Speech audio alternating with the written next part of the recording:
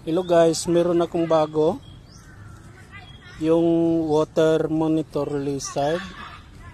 Kumakain sila ng yung isda na malaki.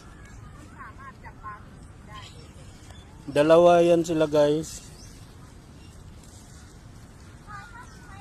Ang gandang na timing ko.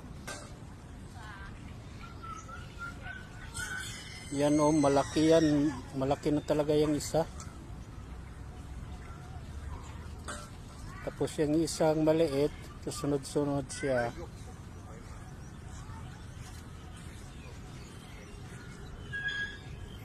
Share ko guys dahil parang interesting to. Salamat sa panonood. God bless po.